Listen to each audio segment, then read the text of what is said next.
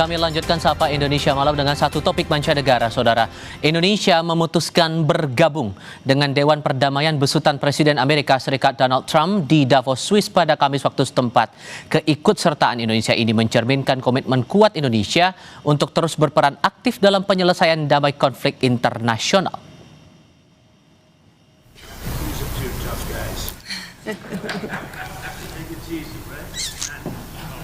Ketika sejumlah negara Eropa menyatakan menolak, Indonesia memutuskan bergabung dengan Dewan Perdamaian. Hal itu ditandai dengan penandatanganan piagam Dewan Perdamaian yang dilakukan Presiden Prabowo Subianto. Presiden Prabowo menyatakan langkah yang diambil Indonesia ini sebagai kesempatan bersejarah dan merupakan peluang dalam komitmen menjaga proses transisi Gaza tetap pada solusi dua negara atau two-state solution. Indonesia disebut akan menggunakan keanggotaannya untuk menyuarakan penghentian kekerasan, perlindungan warga sipil, dan akses kemanusiaan serta pemulihan tata kelola sipil Palestina. Saya kira ini kesempatan bersejarah. Ini kesempatan bersejarah. Ini benar-benar peluang untuk mencapai perdamaian di Gaza. Yang jelas penderitaan rakyat Gaza sudah berkurang, sangat berkurang, ya, sangat berkurang. Bantuan-bantuan kemanusiaan begitu deras, begitu besar sudah masuk. Saya sangat berharap dan Indonesia siap ikut serta.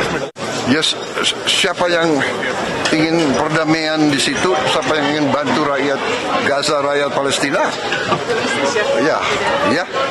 Oke. Terima kasih. Mencermati dinamikanya sejauh ini, apa sebenarnya untung dan rugi bagi Indonesia usai bergabung dalam Dewan Perdamaian usungan Presiden Amerika Serikat Donald Trump? Apakah cita-cita menciptakan damai di Tanah Gaza bisa terwujud dengan pembentukan Dewan ini? Saya diskusikan ini bersama Kishino Bawono, pakar hubungan internasional dari Universitas Katolik Parahyangan, Jawa Barat. Mas Nino, apa kabar?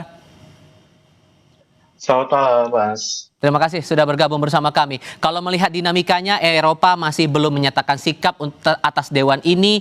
Kemudian Amerika Serikat yang ngelit, yang memimpin tim ini. Ada Israel yang sempat melakukan upaya pendudukan Gaza. Palestina belum jadi anggota di situ. Anda membaca bahwa arah Dewan Perdamaian atau Board of Peace ini benar-benar sudah jelas? Atau masih ada yang Anda pertanyakan di sini? Oke, terima kasih untuk pertanyaannya, Mas. Terkait arah dari Board of Peace ini, specifically misal untuk terkait perdamaian atau kemerdekaan Palestina, nampaknya saya masih skeptis, gitu ya. Walaupun tadi dibilang ini akan jadi jalan untuk two-state solution, bahkan untuk kemerdekaan dan perdamaian di Palestina, saya rasanya masih skeptis karena ya ketika kita bicara Board of Peace, berbeda dengan PBB, ketika di PBB kita punya negara-negara lain yang cukup besar yang bisa menjadi penyeimbang Amerika Serikat, yang kadang bisa bilang tidak atau bahkan abstain ketika Amerika pengen membuat suatu policy di level internasional, ya. Nah, tapi di dalam Board of Peace ini, so far sampai sore ini, negara terbesarnya ya Amerika dan kemudian disusul oleh Israel.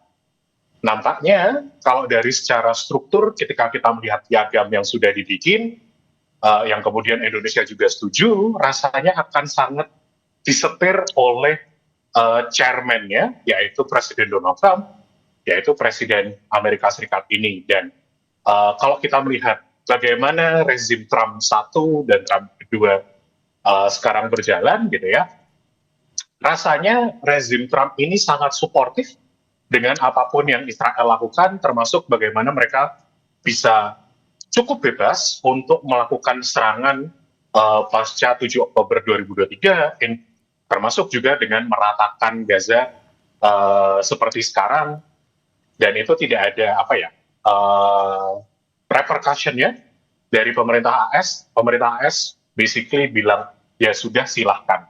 Jadi rasanya kalau rezim yang internasional yang dibikin oleh BOP, dibikin oleh Amerika ini akan bicara perdamaian di Palestina, rasanya saya akan skeptis bahwa ini akan genuinely bicara perdamaian di Palestina mungkin ini akan membicarakan bagaimana Palestina diperlakukan menurut pemerintah Israel. Jadi Gitu. Anda merasa bahwa Indonesia di posisi yang rugi di sini atau masih ada untung yang didapatkan Indonesia dengan bergabung ke Board of Peace? Oke, terkait untung dan rugi, saya masih bisa melihat ada untungnya dengan pemerintah Indonesia masuk ke Board of Peace. Di bagian Satu, mana tuh? Presiden Trump ini adalah presiden yang kalau dilihat, beliau itu sangat take it personally. Kalau ada orang yang mengkritik, itu dia rasa sebagai kritikan personalnya sehingga mengganggu ego, yang kemudian mengganggu mood beliau, sehingga kemudian dia akan menjadi moodnya tidak baik, dia akan memberikan serangan balasan, entah itu sekedar dengan bicara di sosial media, seperti yang terjadi pasca Davos ini. Beliau itu kan cukup banyak melakukan posting di sosial media mengkritik balik orang-orang yang dia anggap tidak friendly dengan proposal Board of Peace-nya dia. Di sisi lain juga yang lebih repot adalah ancaman tarif. Beliau, terutama di rezim kedua ini, di era keduanya, sering menggunakan tarif sebagai senjata diplomatiknya. Indonesia dengan ikut Board of Peace ini, untungnya satu yang bisa saya lihat adalah pemerintah Indonesia bisa memainkan ego dari beliau sehingga tidak menyenggol sensitivitas perasaan beliau, sehingga harapannya urusan-urusan Indonesia dengan pemerintah Amerika, baik salah satunya juga kita masih bermasalah dengan tarif, itu bisa diselesaikan dengan lebih mudah. Tapi di sisi lain kerugian juga masih ada yang saya bisa lihat gitu ya. Ketakutan saya adalah seperti yang tadi saya bilang, kalau di PBB kita punya negara penyeimbang dari Amerika Serikat. Sebagai contoh dalam DKPBB atau Dewan Keamanan, kita punya 5 negara tetap. Di sana selain Amerika Serikat ada Inggris, Prancis, Rusia, dan Cina. Yang sering jika mereka membutuhkan mereka akan memveto. Nah, masalahnya dalam Board of Peace ini, yang punya kemampuan veto itu hanya di chairman-nya, yaitu nanti akan Presiden Trump, atau 2/3 member. Artinya ini sangat berpusat di Presiden Trump. Oke, sorry saya potong di situ. Karena kalau melihat posisi kita di Board of Peace ini, sesungguhnya Indonesia bisa membawa pengaruh nggak sih? Bargaining position kita cukup kuat nggak sih mempengaruhi kebijakan di dalam board itu? Atau sebetulnya nasib kita tuh cuma jadi stempel legitimasi mewakili negara-negara mayoritas muslim aja di dalam tim itu? Saya berpikir lebih setuju ke arah itu ya. Yang karena kedua berarti melanjutkan tadi kita melihat bahwa Presiden Trump itu bersama pengamat-pengamat KI lainnya itu tidak suka dengan skema multilateralisme dan organisasi internasional seperti PBB. Dalam PBB ketika ada penyeimbang berarti dan ada aturan hukumnya, terlepas penerapannya tidak seideal itu ya. Ketika ada hukum, pemerintah Amerika Serikat tidak bisa memaksakan kekuatannya, militer dan ekonominya untuk kemudian memaksa atau mengancam negara lain harus mengikuti perintahnya atau kebijakannya. Nah, di dalam Board of Peace ini, Amerika menjadi satu-satunya negara adidaya di sana yang akibatnya, selain dia memegang chairman, dia bisa mengontrol dinamika di dalam kelompok ini. Ditambah lagi, chairman itu punya kemampuan untuk memutus keanggotaan secara sepihak. Yang akibatnya, jadi misal nanti ada salah satu negara di Board of Peace yang menurut dia tidak sukai, entah apapun alasannya, tiba-tiba bisa di-cut. Dan saya takutnya kemudian ketika Indonesia di posisi itu ya ingin menyuarakan sesuatu yang berbeda dengan pemerintah Amerika Serikat, takutnya Indonesia kemudian dibuang. Karena ya kekuatannya semuanya bergantung dengan keadidayaan Amerika Serikat. Ditambah lagi dengan posisi AS memang bersekutu erat dengan Israel sehingga rasanya akan sulit mencapai kata damai itu ya Mas? Iya. Maka bacaannya gimana untuk proyeksi ke depannya? Karena saya memikirkannya begini sih, kalau kemudian semangat awalnya untuk memperbaiki kondisi Gaza, untuk transisi perbaikan di Gaza, sementara Israel yang melakukan pendudukan di Gaza saja ikut bergabung ke situ, apakah akan jadi drama baru dalam tanda kutip untuk bisa mencapai yang katanya damai itu? Tapi kita akan bahas itu di segmen berikutnya. Tahan dulu di situ, kami segera kembali.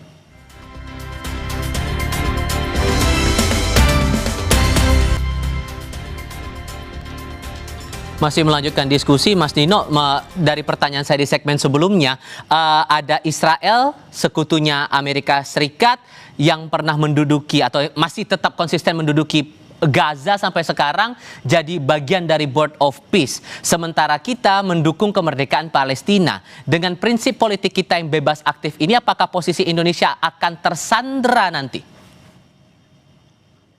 Oke, kalau pertanyaannya apakah Indonesia akan tersandra, jawaban saya kira-kira akan begini. Balik lagi bahwa Board of Peace itu didominasi oleh pemerintah Amerika Serikat. Dia jadi satu-satunya negara adidaya, dia bisa mendikte bagaimana dinamika di sana. Termasuk bahkan nanti bisa mengeluarkan anggota-anggota yang dirasa takutnya tidak sejalan dengan polisinya mereka. Yang saya takutkan kemudian jadi poin kerugian Indonesia masuk ke Board of Peace ini adalah ketika Indonesia tidak punya posisi tawar yang cukup baik terhadap pemerintah AS ketika pemerintah Indonesia mengajukan two-state solution yang kemungkinan besar berbeda dengan persepsi bagaimana perdamaian di Israel-Palestina menurut pemerintah Israel, yang saya takutkan kemudian ya nanti pemerintah Indonesia akan disetir jika ingin masih tetap mempertahankan membership-nya di dalam Board of Peace. Supaya apa? Supaya tidak dianggap bermusuhan dengan pemerintah AS, tidak bertentangan dengan polisinya, dan kemudian pertanyaannya kemudian prinsip bebas aktifnya kita, gitu ya, sebagai guiding principle dalam kebijakan luar negeri kita dari zaman dulu. Nah, ketika kita disetir, bebasnya kita di mana? Itu yang kemudian saya juga bertanya bersama teman-teman pengamat lainnya. Oke. Ditambah lagi sampai sekarang Eropa belum bersuara atau belum menyatakan sikapnya akan bagaimana, walaupun bahasanya arah-arahnya menolak. Termasuk saya mengutip pernyataan Menteri Luar Negeri Prancis yang bilang ini menimbulkan kekhawatiran, bahkan disebut sangat jauh dari piagam Perserikatan Bangsa-Bangsa. Sementara Trump sendiri secara sikap negaranya sudah keluar dari banyak organisasi internasional, terutama Dewan Perdamaian PBB. So menurut Anda ini akan jadi drama baru? Drama barunya ke arah mana ini nanti? Arah yang ingin dibuat Presiden Trump nampaknya itu adalah bermula atau berasal dari ketidaksukaannya beliau terhadap organisasi internasional yang sudah ada, termasuk kenapa kemudian dia mundur dari PBB, gitu ya. Yang tadi saya bilang bahwa PBB punya aturan, PBB sebagai rezim punya hukum yang itu menghambat Amerika untuk bisa membuli negara-negara yang lebih kecil berdasarkan kekuatan ekonomi dan militernya. Dia pengen membuat organisasi pembanding, organisasi apa ya ibaratnya selain PBB, di mana dia bisa membuli negara-negara yang lebih kecil. Ketakutan saya di situ karena yang paling berkuasa di sana, aturan main yang dibikin adalah aturan main ala mereka. Dan di sisi lain bisa disambungkan dengan another kerugian kita masuk ke dalam BOP adalah Presiden Trump itu tidak suka dengan mekanisme multilateralisme, di mana satu negara tidak hanya sendirian bekerja sama dengan negara lain, tapi rame-rame. Beliau itu lebih suka kalau mekanismenya bilateral, jadi satu negara dengan negara lainnya. Efeknya apa ketika multilateralisme? Misalkan Amerika harus bernegosiasi dengan ASEAN secara multilateral, artinya Amerika harus dealing dengan 11 negara. Kekuatannya bisa lebih imbang, tapi kalau itu kemudian ditarik ke level bilateral, yang ditakutkan itu yang akan dibawa di dalam Board of Peace ini, gitu ya, negara-negara yang lebih kecil ini lebih mudah, lebih fragile, lebih rawan untuk dipaksa, untuk ditekan dengan cara apapun yang pemerintah Amerika punya. Dan efeknya apa? Ya organisasi ini kemudian sangat disetir, yang tadi juga saya bilang bahwa saya takutnya bahwa ini akan sangat dipengaruhi oleh bagaimana Amerika bergerak, termasuk bagaimana mereka mendefinisikan perdamaian di Israel Palestina. Ditambah lagi yang terdengar infonya ada iuran keanggotaan juga untuk bisa berada di tim itu. Apakah ini bagian untuk setir itu, untuk bagian awalnya menurut Anda, Mas Nino?